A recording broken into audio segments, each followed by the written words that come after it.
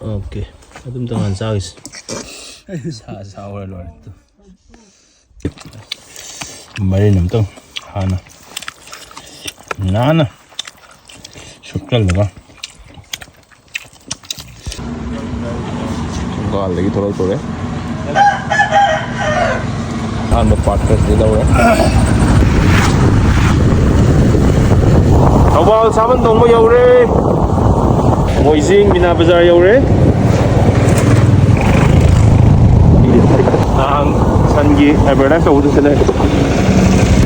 Sa isang temple yaure. Sila kongonong changi balami.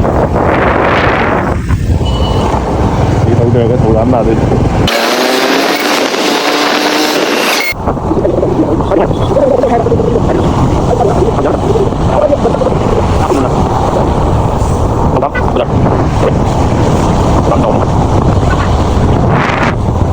Ayan, ikaw ba tayo rin?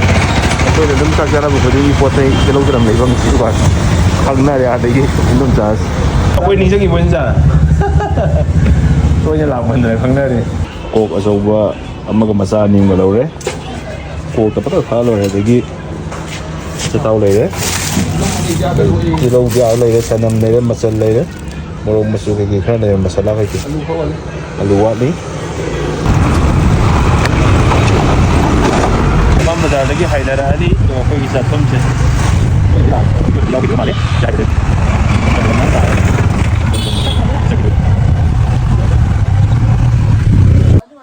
Ai koy zipat yaw re. Isang tap sida di malay. Nah, mungkin kan alau punya itu kan sunggel lah, mesti dalam lah ya. Asal kandang.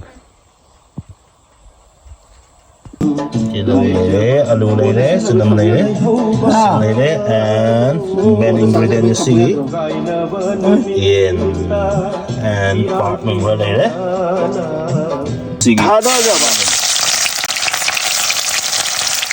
Tiga ulak seri. Sih, saksa mangi sini tare.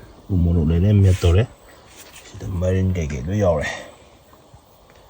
And kok ini kan, han beri sedikit marin itu, hana, nana, syukral juga. Mau gitu tuan. Saya masak apa sih? Ini ada kat depan yang ini loh ini. Loh ini apa kan orang tamu? Ada kau mungkin sini nak gitu kan dulu. Sour lord itu. Yes.